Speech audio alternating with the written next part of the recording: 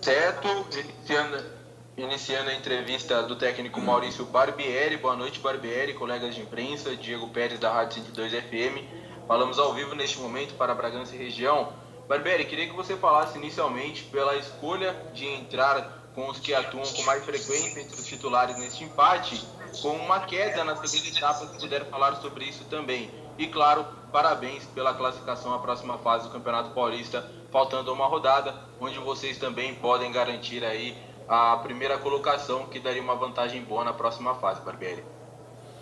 Obrigado, Diego. Boa noite a você, boa noite aos demais colegas aí da imprensa. Eu acho que a gente fez um jogo bastante equilibrado, no geral. Eu avalio que no primeiro tempo a gente foi superior, mas precisa conseguir criar chances mais claras e ser mais efetivo.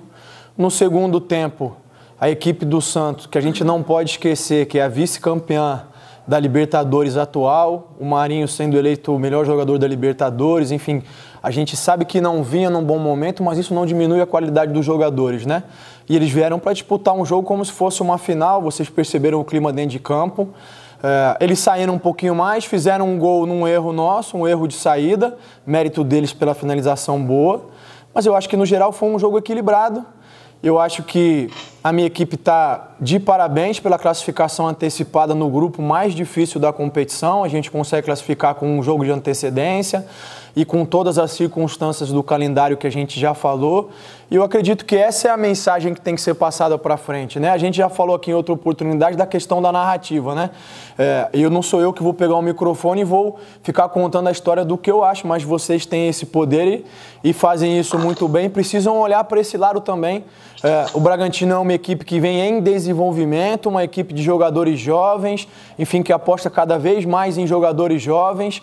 Quando a gente não tem muitos deles iniciando o jogo, tem eles como opção imediata para entrar durante o jogo, e a gente vem fazendo uma excelente campanha no ano aí que a gente não teve parada de preparação, de férias e nada mais, então a equipe está de parabéns. Barbieri, boa noite, Sérgio Loredo, Nova Norte FM, Alfa Mix, equipe Futebol Total. Parabéns pela classificação. Acho que, mais do que nunca, você se classificar com uma rodada de antecedência, isso é muito importante.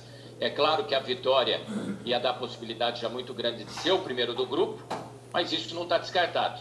É porque vocês têm mais um jogo e ainda vai aguardar o que vai fazer Novo Horizontino ou quem sabe Palmeiras. O questionamento hoje o primeiro tempo foi infinitamente superior do Red Bull Bragantino diante do Santos. Chances, volume e tudo, e ficou muito claro isso. Só que foi para o intervalo e o gol de novo levou um gol muito cedo, né? Contra o Emelec teve a infelicidade do gol contra e hoje foi um gol muito cedo. Se classifica como falha do Arthur na saída, aquilo é uma falha, é um erro. Você vê o Arthur cansado, porque o que a gente está ouvindo do torcedor é assim, o Arthur não está rendendo o que o Arthur pode, porque a gente conhece o Arthur e o futebol do Arthur. E daí a gente percebe o desgaste do time, evidentemente, mas você, treinador, você classifica de que forma? Primeiro, o lance que originou o empate do Santos e essa questão do Arthur nesse momento no time. Eu vou voltar um pouquinho na questão anterior e a questão das narrativas que a gente vai construindo, né? É evidente que o Arthur tende a apresentar um desgaste que é natural, mas não só ele, como os demais jogadores, assim como eu, que sou comissão técnica.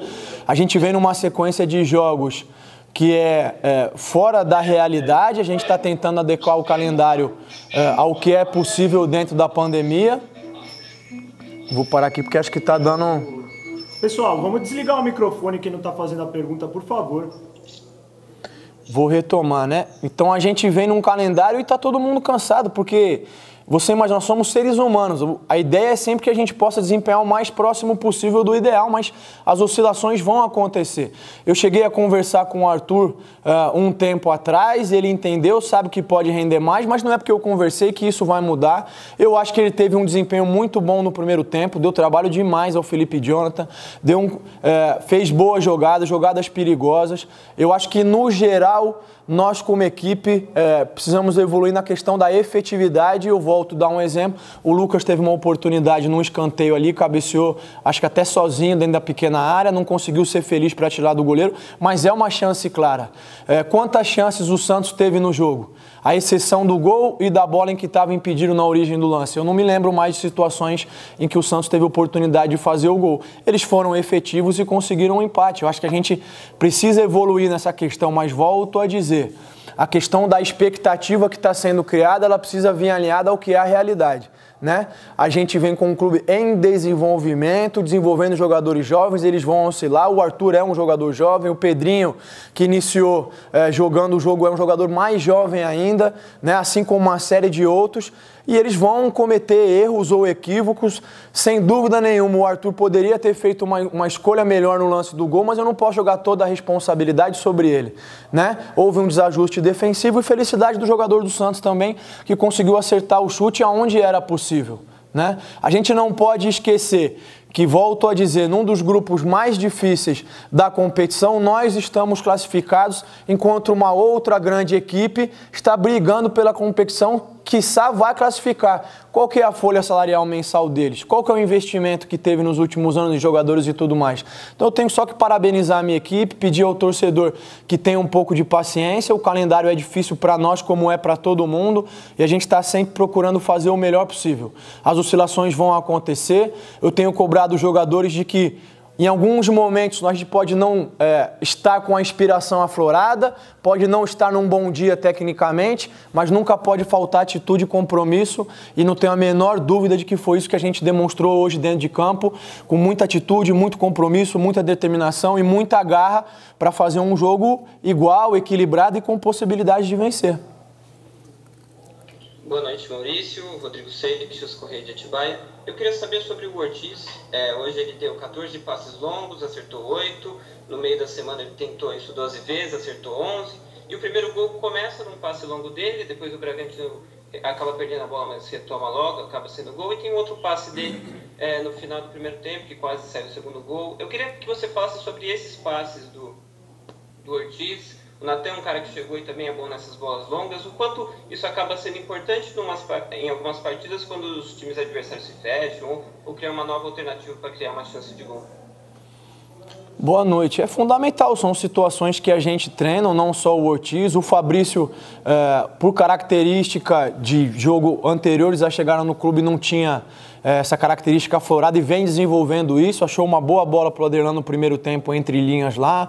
O Natan tem condição de fazer, o Lígia já fez em outras oportunidades, o Realpe também tem. São situações que a gente treina e que, sem dúvida nenhuma, são fundamentais num futebol cada vez mais moderno e dinâmico, né? Onde os adversários tentam não oferecer espaço, tentam se fechar. É preciso que desde a última linha você tenha capacidade de criação. Última linha eu estou dizendo do setor de defesa, né? Então fico muito feliz com a evolução não só do Ortiz nesse sentido, mas dos demais jogadores. São situações treinadas e que a gente ainda tem margem para melhorar, para evoluir, para acrescentar. É um ponto importante da nossa equipe, sem dúvida.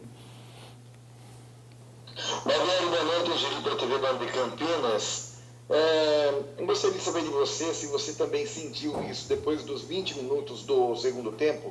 A equipe caiu um pouquinho de intensidade, ao contrário do primeiro tempo, que foi bastante intenso. No segundo tempo caiu um pouquinho a produtividade nos 20 minutos. E uma outra pergunta, o Hurtado fez falta hoje? E essa queda de produção se deve à viagem também, à maratona de jogos que está ocorrendo? Eu acho que sim, eu acho que a partir dos 20 o jogo diminuiu o ritmo, mas acho que não foi só conosco, acho que o Santos também. Na verdade, eu acho que o que contribuiu para isso foi que a gente não conseguiu fazer boas escolhas no final ali, né? A gente teve até alguns bons lances com potencial de gerar chances claras de gol, mas acabou errando em detalhes. Sem dúvida nenhuma, maratona de viagem de jogos contribui para isso. Entra um pouquinho na questão do que eu falei da narrativa, e é claro que vocês não têm como saber, mas, por exemplo, na viagem para o Equador, a gente, no momento que chegou no aeroporto, teve que ficar mais 2 horas no aeroporto, esperando autorização, fazer teste rápido de Covid para poder ir para o hotel. Então, quer dizer, uma viagem que poderia durar 7, 8 horas, durou 10, 11 horas, né? Isso desgasta o jogador. Depois tem toda a questão enfim, dos protocolos da Sul-Americana, e mais do que o desgaste físico, porque a gente tem procurado alternar as equipes com mais, com menos minutos, tem procurado seguir um critério bastante rígido para não correr riscos excessivos com ninguém, tanto é que o número de lesões musculares aí tal é baixíssimo, né, praticamente quase nenhuma. Existe o desgaste mental do jogador ficar fora de casa, ficar o tempo inteiro concentrado, viagem, é jogo após jogo, enfim, eu acho que a gente vem desenvolvendo bons resultados nesse sentido. Um ponto fora da curva é a questão do Emelec, e aí volto a frisar, só conto com a colaboração de vocês, não sei se vocês se atentaram a isso, mas no primeiro e no terceiro gols o jogador do Emelec está impedido e ninguém tocou nesse assunto. Eu até entendo que a Conmebol não tenha revisado os lances, não entendo por quê, mas vocês podem buscar as imagens. No terceiro gol, é claro e evidente que o jogador que recebe a bola na origem da jogada ainda está em claro condição de fora de jogo. Então são circunstâncias. Agora, em nenhum momento eu justifiquei o resultado em função disso, né? A gente conversou e entende que poderia sim ter tido um desempenho melhor. Eu só não me sinto confortável com a gente construir uma narrativa neste momento de que a equipe está tendo uma queda de desempenho. Não. A equipe não está conseguindo os resultados que gostaria, que poderia, por uma série de circunstâncias. Hoje também, por muito do que a equipe do Santos fez. Vocês devem estar acompanhando outros jogos do Santos. Pergunto a vocês quando foi dos últimos 3, 4 jogos que o Santos jogou com essa intensidade, com essa vontade de vencer o jogo. Então foi um adversário que dificultou para a gente também. E o mais importante é que a gente conseguiu a classificação antecipada. Barbieri, Ana, do Bragança em Pauta. Você falou aí que a equipe é jovem, que essa equipe está ainda em desenvolvimento, né? O Bragantino, após a derrota para o Emelec, essa classificação antecipada de hoje, ela ajuda a recuperar a confiança dos jogadores. E o que está acontecendo no segundo tempo? Está faltando um pouco de confiança a hora que os atletas, a hora que a equipe toma o gol, né, sofre os gols, ou está faltando fôlego para o segundo tempo por causa dessa queda de desempenho? Não, de novo, eu não acho que tem nada de especial acontecendo no segundo tempo. É normal que o jogo que comece com uma intensidade muito grande diminua um pouco a sua intensidade no segundo tempo. Isso eu falo não só da nossa equipe, mas também do adversário. Talvez essa ideia esteja surgindo porque a gente acabou levando os gols no segundo tempo contra a equipe do Emelec. Mas fato é que nós levamos um gol contra, num lance que oferecia pouco perigo e aí demérito nosso. A gente melhorou no jogo, criou oportunidades claras, como foi uma bola do Ítalo dentro da área, como foi algumas situações lá de contra-ataque 3 contra 2, 3 contra 3. Tomamos um segundo gol de bola parada e aí sim, a partir da expulsão do Hiller, o jogo realmente ficou complicado pra gente, né? Hoje o Santos, no segundo tempo, conseguiu empatar com gol logo cedo, que foi um erro nosso, mas não foi um erro de condição física, não foi um erro de baixa intensidade, foi um erro de escolha, de tomada de decisão e felicidade do Santos. Depois disso, volto a dizer, fora o lance do gol em que eles estavam impedidos, eles pouco criaram. Nós tivemos oportunidade com o Lucas, tivemos alguns bates de fora, precisamos melhorar, sim, concordo, na eficiência e na criação de jogadas. Mas, na minha opinião, não vejo nenhum fantasma e nenhuma relação disso com os segundos tempos. Eu acho que, no geral, a equipe, assim como as outras equipes que têm enfrentado essa maratona de jogos, tem apresentado um desgaste fora do que seria normal se a gente não tivesse tido a parada em função da pandemia e não tivesse esse acúmulo de jogos tão próximos. Barbieri, Pedro Rigoni do Mais Bragança, boa noite. Parabéns aí pela classificação à próxima fase do Campeonato Paulista. E o Claudinho, né, um jogador de muita movimentação dentro do campo, hora caindo pelo lado direito, hora caindo pelo meio, pisando bastante na grande área. Hoje, no primeiro tempo, né, principalmente no primeiro tempo, em algumas oportunidades, o Claudinho vindo buscar um pouco mais a bola no campo de defesa, abrindo muito espaço no meio-campo do Santos. E isso foi uma iniciativa do jogador ou foi algo treinado por você para a partida de hoje?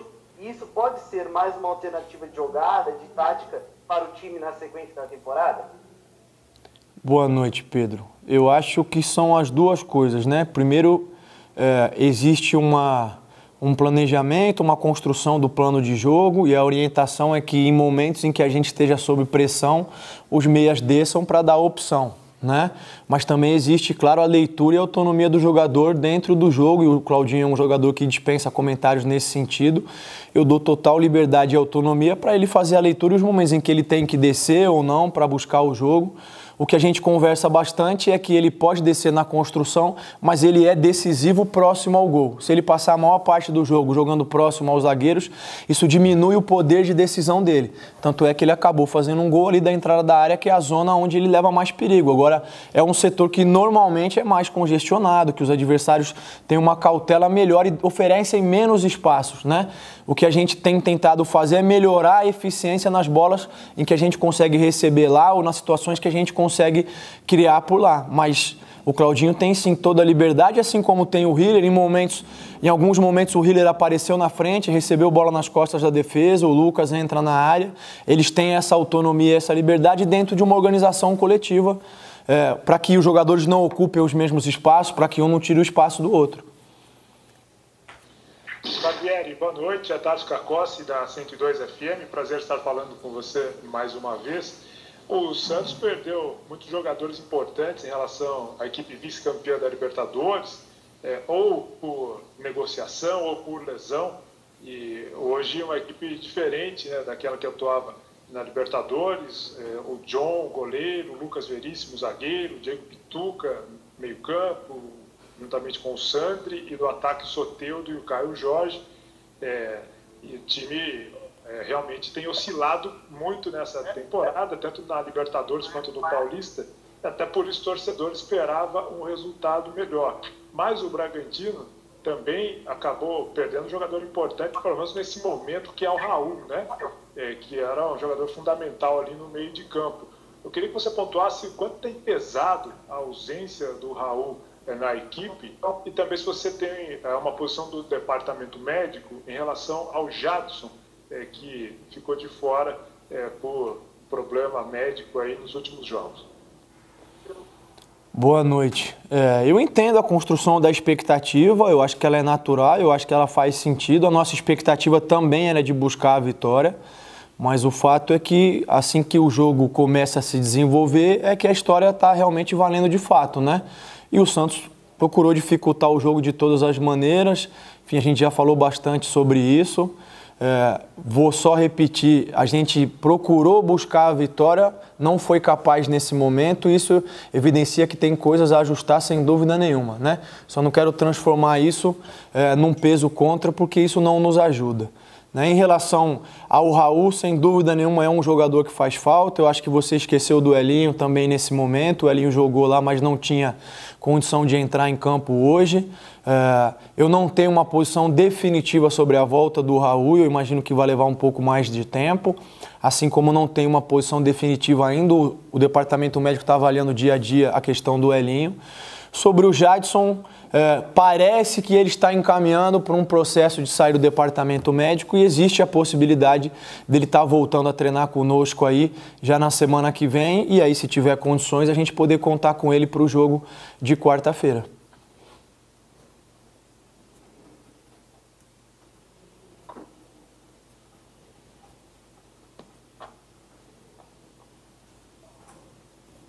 Não está saindo o som, Loredo, está mudo. Tá me ouvindo agora? Agora sim. Barbieri, eu vou pedir, se você puder esclarecer, como a gente não estava lá e você falou agora, e daí veio duas questões aqui para mim. A primeira, quando você não está justificando a derrota com o Emelec, de gol impedido, isso, aquilo, mas você citou esses lances e de não ter VAR. Eu me recordo que contra o Tolima, eu falei justamente isso na coletiva, né? Porque o gol do Tolima, da forma que foi, eu falei, não pode ser uma preocupação na competição sem VAR, tal, entendendo que aquele gol já teria sido irregular na minha visão, enfim, mas perfeito. Então você falou dessa questão aí, e a gente sabe que é ruim mesmo não ter o VAR. Se você está jogando competições com VAR, às vezes até o próprio jogador já se habitua com isso. E outro ponto, quando você fala da questão física, porque a viagem foi muito difícil, isso, aquilo, mas a viagem não se tornou ainda mais difícil também pelo fato de vocês levarem um jogador que não poderia ter ido viajar, que não tinha condições de entrar no país, que foi o caso do Hurtado, e eu imagino que vocês ficaram lá esperando também o jogador, se ele ia entrar ou não, entendeu? E que, de repente, tudo isso poderia ter sido evitado ou minimizado. Em relação ao VAR, eu falei na ocasião que a competição é assim, enfim, a gente tem que confiar nos árbitros que vão tomar as melhores decisões. Infelizmente, nesse jogo do Emelec não aconteceu, né? Eu tenho pouco a fazer ou acrescentar sobre isso. Eu estou pontuando muito menos como justificativa, mas para dizer que isso é um fato, né? E eu não vi as pessoas comentando ou não vi uma narrativa em torno disso, né? Eu comecei a construir esse argumento justamente porque assim as pessoas passam, falta isso, falta aquilo, a equipe está descendo, ou a equipe está isso, está aquilo. Tudo bem, é um direito das pessoas terem essa opinião e pontuarem, mas que se faça um levantamento dos fatos como um todo, né? Eu falei mais por essa questão, mas em relação ao VAR, sem dúvida nenhuma, eu estou de acordo com você. Se houvesse a possibilidade de contar com isso, a tendência é que os erros seriam minimizados e seria importante. Fato é que a gente não pode, tem que lidar com situações como essa e pode acabar que isso seja decisivo para uma classificação em um momento crucial, mas é assim que funciona, a gente não tem muito o que fazer nesse sentido. Em relação à viagem, o Jean acabou tendo um problema na entrada por questões burocráticas deles lá de visto e tal. Não foi algo que nos afetou. Até em função disso, a gente, claro que não imaginava que isso pudesse acontecer, mas a gente levou o Krigor acabou entrando, é um jogador da função também. Eu não acho que esse tenha sido um episódio que tenha contribuído para qualquer tipo de desgaste nesse sentido e aí fazer qualquer tipo de relação disso com o jogo de hoje, né? Eu acho que não cabe essa relação. Barbieri, na quarta-feira já tem mais um compromisso pela Sul-Americana, e a gente percebe que o empate hoje não agradou você, né? Agora, o que esperar do Bragantino contra o Tajeres? Vai ser um Bragantino que jogou a mesma base do Emelec para esta partida do meio de semana, ou você vai fazer um rodízio com os atletas que não jogaram hoje? Olha, a princípio a tendência é que eu mantenha a mesma base. Eu preciso ver quais são os jogadores que vão estar em condição, preciso ver como vai ser a recuperação dos jogadores, mas volto a dizer que eu acho que a gente tem conseguido manter um nível de desempenho bom, né? E tem pontos a melhorar, então a ideia é essa, a gente atacar esses pontos agora para enfrentar a equipe do Tajeres, que vai vir aqui também, imagino, com o espírito de disputar uma decisão, porque eles têm um ponto e caso tenham uma derrota, estão praticamente eliminados na competição, né? Então, imagino que vai ser uma grande decisão e vou fazer de tudo para que a gente se prepare da melhor maneira para enfrentá-los e buscar a vitória, que é o que nos interessa. E ainda dentro deste ponto, Barbieri, queria que você falasse o que você já percebeu e pôde avaliar da equipe do Tajeres, tanto da derrota para o Emelec na primeira rodada, quanto também do empate contra o Tolima. O que você projeta dessa partida de quarta e se ela se torna mais decisiva por ser em casa em um grupo onde somente um se classifica. O Tarso te questionou sobre o Jadson Silva, hoje você colocou o Ramires e adiantou um pouco o Lucas Evangelista. E atrasou um pouco o Lucas Evangelista, perdão. Há a possibilidade de você também fazer essa movimentação, iniciar com esses dois jogadores na partida contra o Tajeres? Em relação ao Tajeres, o que eu consegui ver com um pouco mais de critério foi o jogo contra o Emelec. Eles fizeram um jogo muito consistente. Na verdade, o Emelec acabou ganhando de virada no final, mas o Tajeres teve boas possibilidades de fazer o segundo gol e liquidar o jogo. É uma equipe extremamente competitiva, vem bem no campeonato argentino também. A gente sabe que vai ser um jogo bastante disputado e um grande desafio que a gente tem pela frente. Em relação a ser uma decisão ou não, eu imagino que sim, imagino que nesse formato de grupo todos os jogos acabam tendo um peso de decisão muito grande. É claro que é possível ainda alguma margem de recuperação, isso depende dos outros resultados, mas a ideia, sem dúvida nenhuma, é entrar com o que a gente tiver de melhor para tentar buscar a vitória em relação à equipe do Tajeres. Em relação à entrada do Ramires, o Ramires entrou um pouco contra o Emelec, vem de um longo período de inatividade, teve mais minutos hoje. É uma possibilidade, sim, o Ramires iniciar, como Pode ser outra possibilidade o Jadson, se tiver à disposição, ou qualquer outra coisa que a gente vai estudar com calma ainda. Eu não quero adiantar porque eu realmente não tenho uma posição definida em relação a isso. Eu ainda preciso avaliar um pouco mais de calma a equipe do Tajeres e volto a dizer, avaliar um pouquinho mais o elenco, como é que vai estar a recuperação, quem vai estar em melhor condição, para tomar as melhores decisões para a gente fazer frente a esse jogo que é um grande desafio.